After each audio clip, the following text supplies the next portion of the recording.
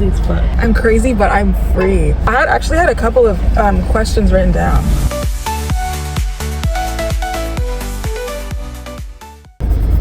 Go missing. Weeks. The only person that's gonna know where I am is my mom, my dad, my significant other. Nobody. Ghost.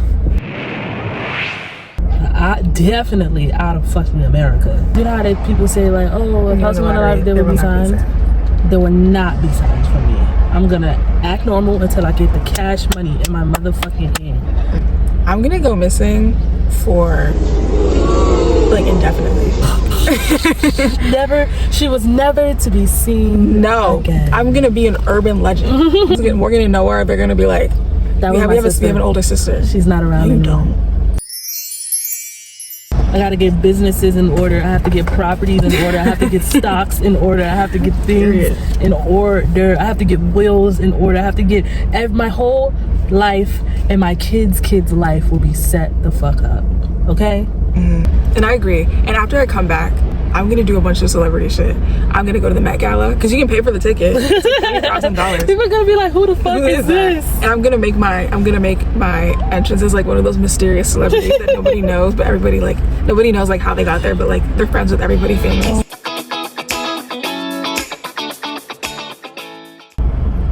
What do you mean? Like I'll give an example. Yeah. I'll give an example.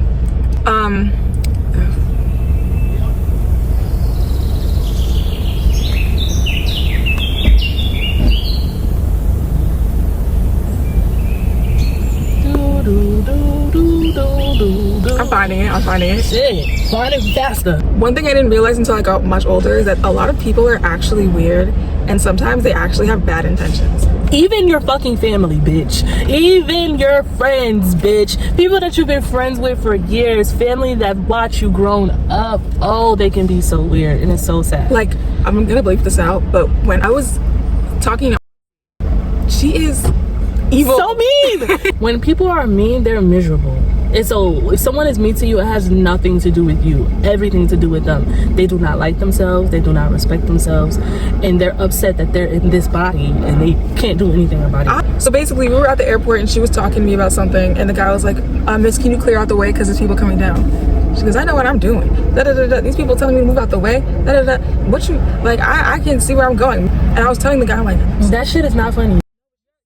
Told me she literally was mad that didn't give her bacon before his wife.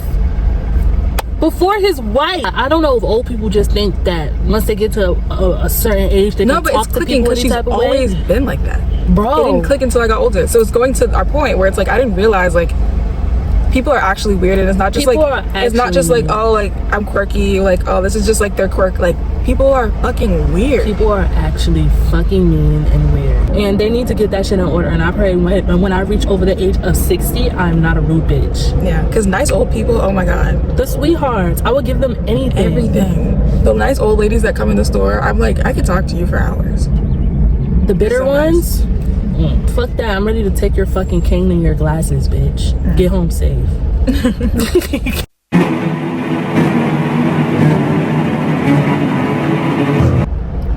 Have kids before 30.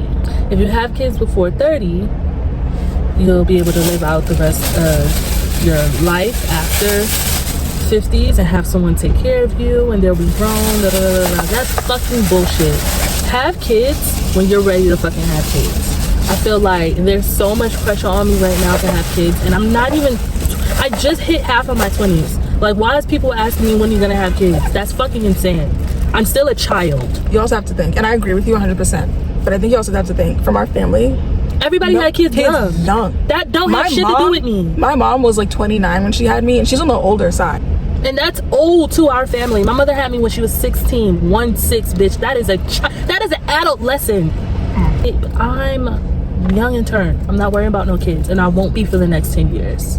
If my boyfriend was to trap me at 29, it would be because that's the only way, Janah. What are you talking about? See, that's that shit. But other than that, from now to 30, bitch, I am not.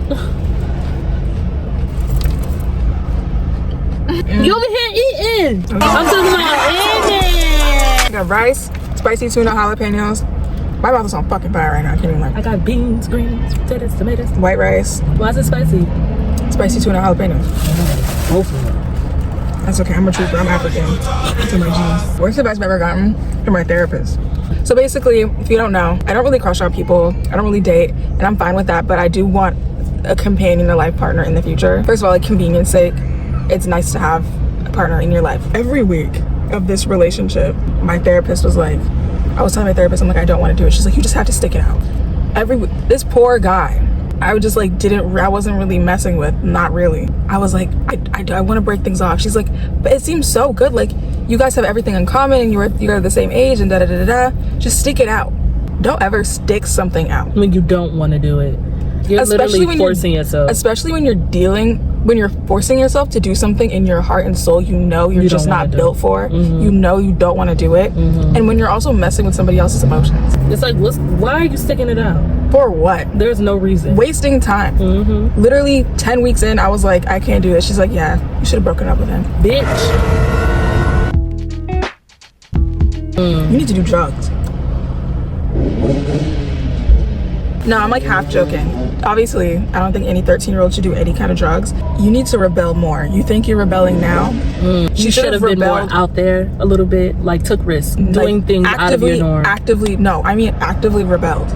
Actively rebelled. Knowing my parents, knowing the environments that I was in, especially as one of the few black people in my school, it was easy for me to be complacent because it was the only way people would like respect me. Something I would tell 13-year-old me, you're not as ugly as you think you are. Aww. Maybe I was though. No, this one. You're not as fat as you think you are. When I was 13, I was this big and I thought I was fucking huge. I think my mom just started letting me wear like little like crop top shirts and stuff like that, and I just thought I was so fat. Like I feel like body image when you're a teenager is a motherfucker, and now that we look back, we're like, oh wait, I wasn't that ugly. I just wish I talked to myself a little bit better. I wish my thoughts were a little bit better about myself.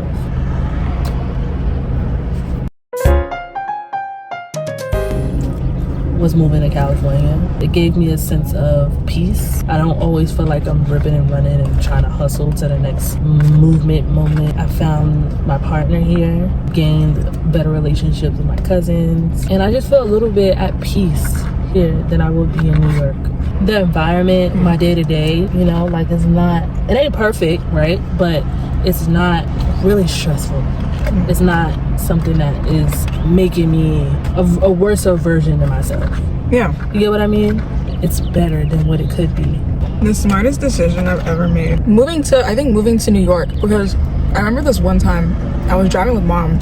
She's like, I can't believe you're graduating. You know, I didn't think you'd be able to survive in New York. I was like, what made you think that? She's like, I don't know. I just don't think you have that aggressive spirit. And I'm like, okay, interesting. And the thing is, I don't. I'm not a very aggressive person. But I think moving to a different state, moving to the other side of the country, made you a little bit tougher, for sure. No. It made me realize I was always tough, just not in the way that people saw you as. People saw me as. I think it made me realize that I'm actually capable of a lot.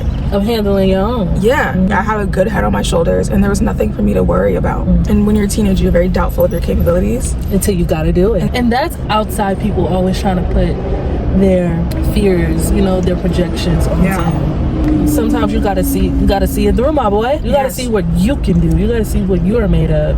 Not even joking. The proudest moment of my life, it wasn't even my graduation. It was when I found my apartment on my own. You did everything on your own. Found my roommates on my own. No, I did get help with the rent.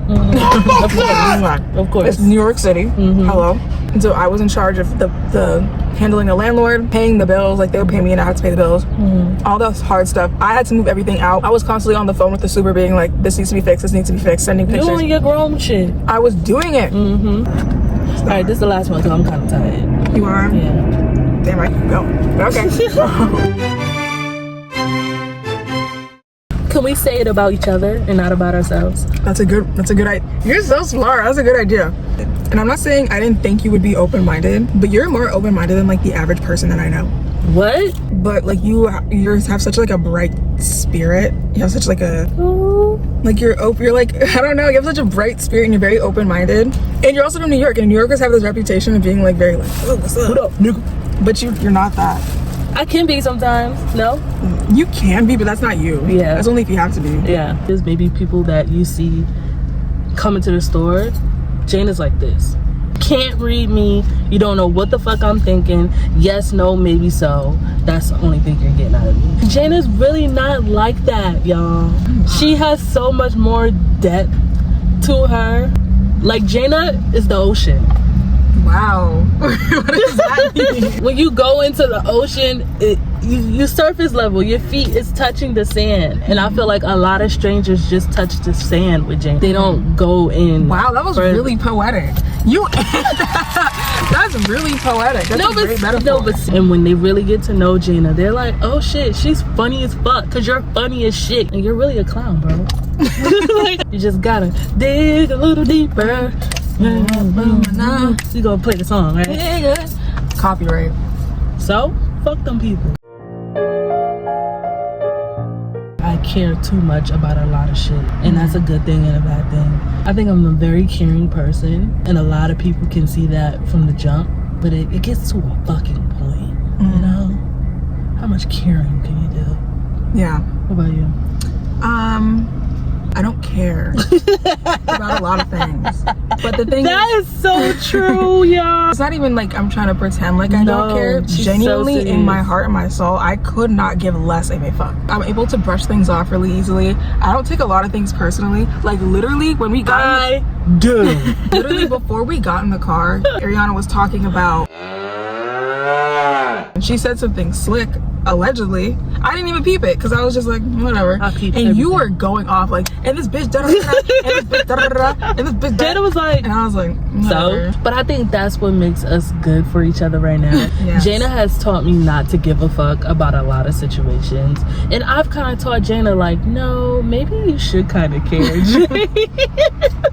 I don't give a fuck about anything except for this YouTube video, except for this channel. You guys are so lucky. Yes. It took us like 80 fucking videos. Janah's gonna have to make this one big ass shit. That's okay. That's okay. Because this is something that I actually care about. Yeah. It's not, you know, a big production, but it's a hobby. It is getting my creative juices flowing, and it's making me feel motivated. And it's cute, and we cute. We're gonna get to 100 subscribers soon. Period. Very soon. No signal. Goodbye. Love you guys.